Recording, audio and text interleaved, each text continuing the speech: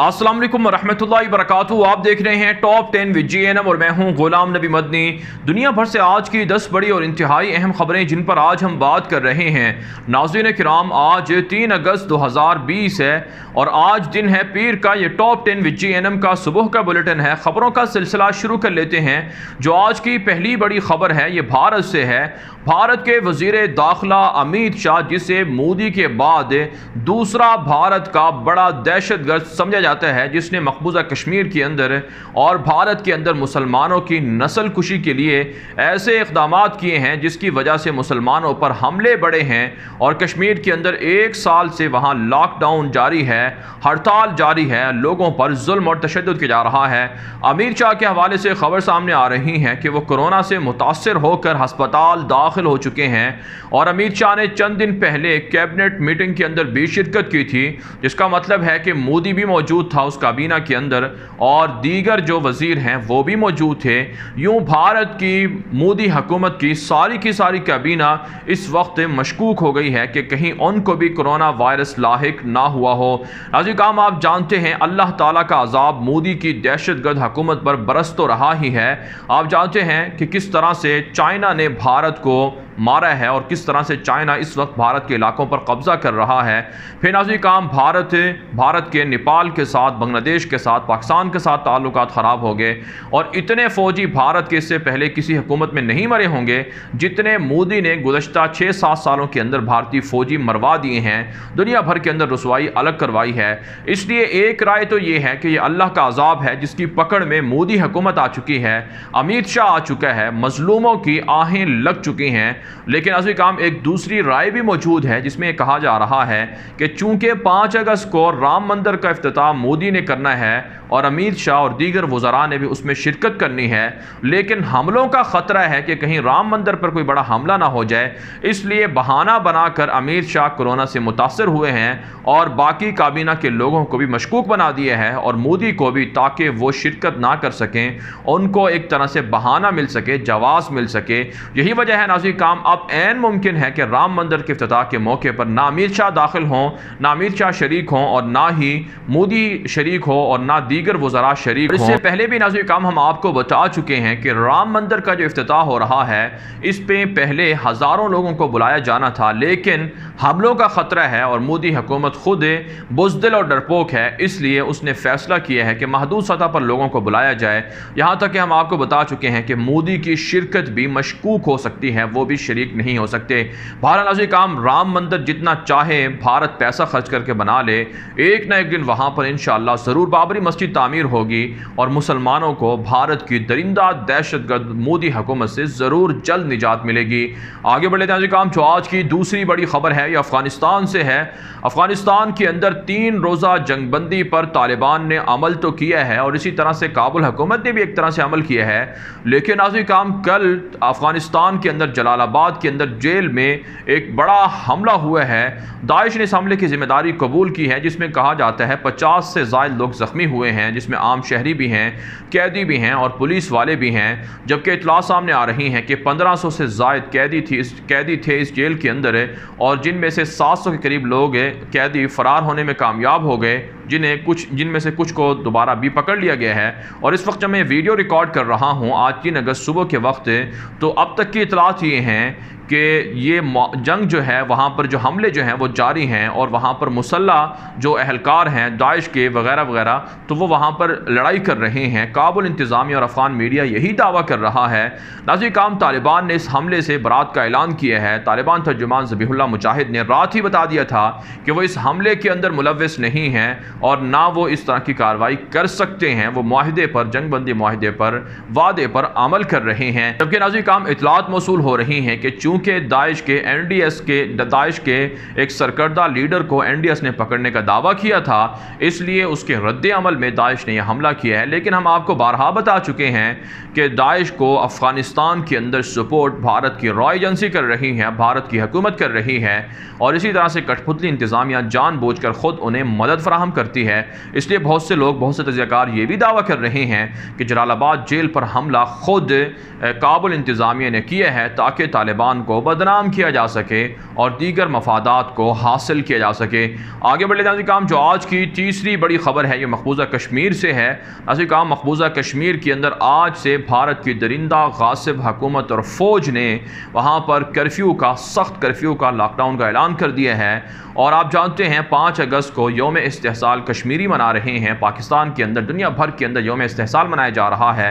इस वजह से ख़तरा है भारत की हुकूमत को कि कहीं हमले ना हो जाएं, हड़तालें ना हों, कश्मीरी बाहर ना निकलें और एक मरतबा फिर भारत के ख़िलाफ़ आज़ादी का मुतालबा ना करें। इसलिए वहाँ पर लॉकडाउन कर दिया गया है, कर्फ्यू लगा दिया गया है ताकि लोगों को घरों से बाहर ना निकलने दिया जाए। और इतलात मौसूल हो रही हैं कि पकड़ धकड़ भी शुरू हो चुकी है।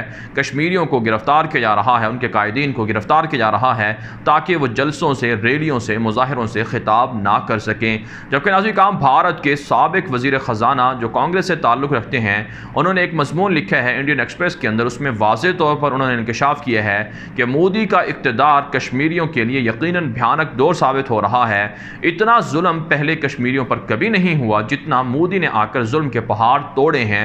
वहाँ इंसानी हकूक़ की पामाली की जा रही है और कांग्रेस के दीगर ओहदेदार, यहाँ तक कि अपोजिशन के दीगर लोग भी इस बात को तस्लीम कर रहे हैं कि मोदी ने कश्मीर में आकर खून खराबा किया है और भारत को रुसवा किया है दुनिया भर के सामने इंसानी हकूक़ की वायलेशन करके। इसलिए नाज़रीन काम ज़रूरी है कि कश्मीर के लोग मुसल्लह होकर फैसला कुन मार का ग़ज़वा हिंद शुरू करें और पाकिस्तान को भी अमलन कश्मीर के अंदर फ़ौजें दाखिल करके कश्मीर को आज़ाद करवाना चाहिए। पढ़ लेते हैं नाज़रीन काम जो आज की चौथी बड़ी खबर है ये पाकिस्तान से है। पाकिस्तान ने कोरोना वायरस पर 2 माह कबल ही काबू पा लिया था। अमेरिका के मशहूर मैगजीन और media network wall street journal ने दावा किया है कि पाकिस्तान के अंदर 2 माह पहले ही कोरोना ख़त्म हो चुका था। हुकूमत ने मौसर इक़दाम किए हैं जिसकी वजह से कोरोना वबा से ज़्यादा नुकसान पाकिस्तान में नहीं हो सका है। अभी काम इसके अलावा आज पाकिस्तान के सूबा पंजाब की हुकूमत की जानिब से जो लॉकडाउन है, जिसे स्मार्ट लॉकडाउन का नाम दिया गया था, वो भी ख़त्म कर दिया गया है।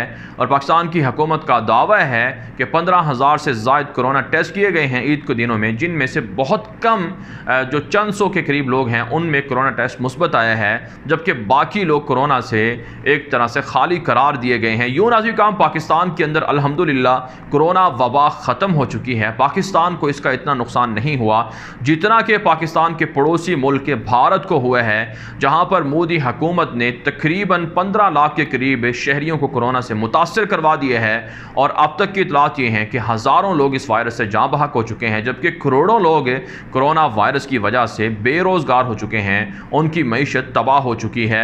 दुनिया भर के अंदर सबसे ज़्यादा तबाहकारी अमेरिका के अंदर है और फिर उसके बाद इसराइल और भारत के अंदर जारी है।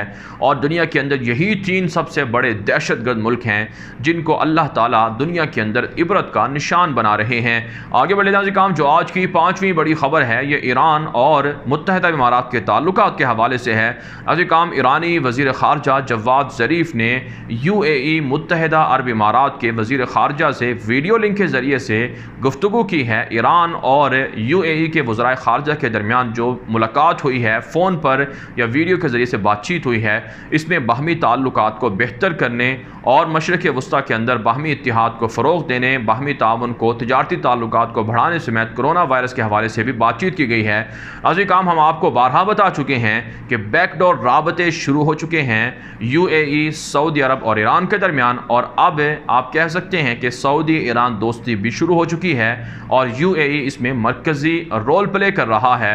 बहुत से लोगों का, बहुत से माहिरीन का ये भी मानना है कि चूँकि तुर्की के ख़िलाफ़ अरब जंग की तैयारी कर रहे हैं, इस वजह से ज़रूरी है कि अरब ईरान को अपने साथ शामिल कर लें, दोस्ती कर लें, ताकि तुर्की के ख़िलाफ़ जो घेरा है वो ज़्यादा तंग किया जा सके, मौसर तौर पर तुर्की के इक़दामात का जवाब दिया जा सके। लेकिन अजी काम आप जानते हैं तुर्की के ईरान के साथ अच्छे ताल्लुकात हैं। बहरहाल अजी काम जो सलीबी हैं, यहूदी हैं, उनकी साजिश तो यही है कि मुसलमान ममालिक आपस में लड़ें और तुर्की के ख़िलाफ़ अरबों की जंग शुरू हो ताकि मशरिक़ वस्ता के अंदर मज़ीद खाना जंगी रह सके और यहाँ के वसाइल को लूटा जा सके। आगे बढ़ लेते हैं नाज़रीन काम जो आज की 6ठी बड़ी खबर है ये शाम से है। शाम के अंदर रूस की फ़िज़ाइया ने इदलब और नवाही इलाकों के अंदर बमबारी की है, जिसके नतीजे में दर्जनों शहरी ज़ख्मी हो गए हैं और दर्जनों शहीद हो गए हैं। एक ताज़ा खबर अल जज़ीरा ने रिपोर्ट की है जिसमें कहा जा रहा है कि तुर्की और रूस के दरमियान जंगबंदी थी इदलिब और नवाही इलाकों के अंदर, लेकिन वहाँ पर गासिब जो फ़िज़ाइया है रूस की, जो बशार के साथी और इत्तेहादी है, उन्होंने बमबारी करके रात गए निहत्ते शहरियों को शहीद कर दिए हैं। इससे नाज़िर काम तुर्की और रूस के दरमियान ताल्लुकात आने वाले दिनों में ख़राब हो सकते हैं। आप जानते हैं रूस की मुखालफत में आप जानते हैं नाज़रीन किराम के तुर्की की मुखालफत में रूस की फ़ौजें शाम के अंदर बशार अल असद की हिमायत कर रही हैं और बशार के ज़रिए से मिलकर तुर्की को निशाना और टारगेट बनाने का प्लान भी है, जबकि बागी हफ्तर को लीबिया के अंदर भी रूस की फ़ौजें तुर्की के मुकाबले में सपोर्ट कर रही हैं, जिससे आने वाले दिनों में तुर्की और रूस के दरमियान हालात और ताल्लुकात कशीदा भी हो सकते हैं। आगे बढ़े नाज़रीन काम, जो आज की 7वीं बड़ी खबर है ये लीबिया से है। नाज़रीन काम, लीबिया की हुकूमत ने दावा किया है कि 5 जहाज़ों में रूस के किराए के जंगजुओं को भरकर बागी हफ्तर की मदद के लिए लीबिया पहुंचाया गया है और इन जहाज़ों के ज़रिए से जंगी साजो सामान भी लीबिया मुंतकिल किया जा रहा है, जो बागी हफ्तर को दिया जा रहा है और बागी हफ्तर के जंगजू वहाँ की मुंतखब हुकूमत और तुर्की की फ़ौजों पर हमला करती है। आप जानते हैं नाज़रीन किराम, लीबिया के अंदर इस वक्त बागी हफ्तर के इत्तेहादी रूस है, फ़्रांस है, इसराइल है, UAE, मिस्र, सऊदी अरब वगैरह, ये सारे बागी हफ्तर को असलहा भी दे रहे हैं, सपोर्ट भी कर रहे हैं। इसके मुकाबले में लीबिया की मुंतखब फ़ायद सराज की हुकूमत को तुर्की की फ़ौजें सपोर्ट कर रही हैं। अक़वाम मुत्तहिदा ने इस हुकूमत को तस्लीम भी कर रखा है। आगे बढ़े जाने काम, जो आज की 8वीं बड़ी खबर है ये इसराइल से है। इसराइल के अंदर नेतन्याहू के खिलाफ पुरतशद्दुद मुज़ाहरे जारी हैं। नेतन्याहू को हटाने और इस्तीफ़े का मुतालबा किया जा रहा है। नेतन्याहू की रिहाइशगाह के बाद 4 हफ्तों से एहतजाज चल रहा है और वहाँ झड़पें भी हो रही हैं, पुलिस गिरफ्तार भी कर रही है और इतलात ये मौसूल हो रही हैं कि पहली मरतबा इसराइल के अंदर मुजाहिरीन और फ़ौजें और पुलिस और हुकूमत आमने सामने है और पहली मरतबा ऐसा हुआ है नेतन्याहू ने मुजाहिरीन को इसराइल की सलामती और जमहूरियत के लिए ख़तरा करार दिया है। लेकिन ऐसे काम आप जानते हैं, इसराइल का अमेरिका का काउंटडाउन शुरू हो चुका है, उनका जवाल शुरू हो चुका है। जो दुनिया के अंदर इन्होंने बदमाशी की, जो दुनिया के अंदर इन्होंने जुल्म किए, अल्लाह ताला उसका अंजाम उनको दिखा रहा है। आप देख रहे हैं कि अमेरिका के अंदर बर्बादी शुरू है, वहाँ स्याह फाम मुजाहिरीन अमरीकी सदर के ख़िलाफ़ मुजाहरे कर रहे हैं और इधर इसराइल के वज़ीर आज़म को हटाने के लिए यहूदी ना सिर्फ इसराइल के अंदर बल्कि दुनिया भर के अंदर सरगर्म हो चुके हैं। यही 2 जालिम शख्स थे जिन्होंने डील ऑफ सेंचुरी को मंजूर किया था और कहा था कि फ़लस्तीन को गिरा कर यहूदियों का 3rd टेम्पल तामीर किया जाएगा, ग्रेटर इसराइल बनाया जाएगा और इसराइल को वुसअत दी जाएगी। लेकिन इनका ये प्लान तो शुरू ना हो सका, ना इस पर अमल हो सका, लेकिन मेरे अल्लाह ने इनको दुनिया के अंदर इबरत और ज़िल्लत का अंजाम दिखाना शुरू कर दिया है। आगे बढ़ते हैं काम, जो आज की 9वीं बड़ी खबर है ये तुर्की और गज़ा से है। नाज़रीन काम, अनाज़ोल एजेंसी ने खबर दी है कि कुछ बागियों के खिलाफ तुर्क फ़ौजों के हमले जारी हैं। एक ताज़ा तरीन ऑपरेशन के अंदर 24 घंटों के दौरान 10 कुछ बागियों को मार डाला गया है, जिन्हें शाम के अंदर वहाँ पर अमरीका सपोर्ट कर रहा है, फ्रांस सपोर्ट कर रहा है, UAE फंडिंग कर रहा है ताकि कुर्दों के ज़रिए से तुर्की पर हमला करवाया जाए। कहा गया है कि दर्जनों ठिकाने भी कुछ बागियों के तुर्क फ़ौजों ने तबाह कर दिए हैं। जबकि नाज़रीन काम, गज़ा के अंदर रात गए इसराइल की गासिब फ़िज़ाइया ने हमले किए हैं जिनमें कोई जानी नुकसान तो नहीं हुआ, ताहम इसराइल की फ़िज़ाइया ने दावा किया है कि पहले मिसाइल फायर किए गए थे गज़ा की जानिब से, इसलिए उन्होंने हमास के ठिकानों पर बमबारी की है। आप जानते हैं 2008 के अंदर, 12 के अंदर और 14 के अंदर 3 बड़ी जंगें इसराइल और गज़ा के दरमियान हो चुकी हैं। इसराइली फ़िज़ाइया कोशिश कर रही है कि गज़ा पर कब्ज़ा कर लिया जाए, उनका मुहासरा किया हुआ है ताकि वहाँ से लोगों को निकाल कर गज़ा पर कब्ज़ा करके उसे इसराइल में ज़म कर दिया जाए। आगे बढ़ लेते हैं काम, जो आज की 10वीं बड़ी खबर है ये अमरीका से है। अमरीकी तारीख के अंदर पहली मरतबा ऐसा हो रहा है कि डोनाल्ड ट्रंप की दोबारा सदारती नामजदगी के लिए जो रिपब्लिकन पार्टी है उसका जो आम राज तरीका है उससे हटकर वोटिंग के लिए करवाई जा रही है।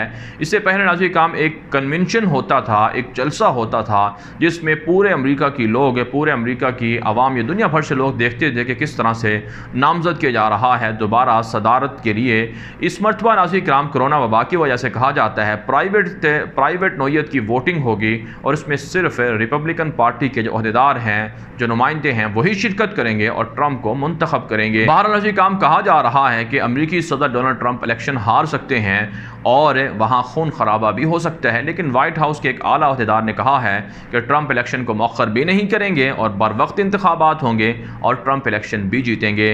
बहरहाल काम दुनिया भर से थी आज की 10 बड़ी खबरें। इन खबरों के हवाले से आपकी क्या राय है? अपनी राय कमेंट के जरिए से जरूर हम तक पहुंचाएं। मज़ीद खबरों के लिए आप हमारे ट्विटर अकाउंट्स दुनिया मेरा आगे और गुलाम नबी मदनी फॉलो कर सकते हैं। आज के लिए इतना ही, इजाज़त दीजिए। अल्लाह हाफिज़।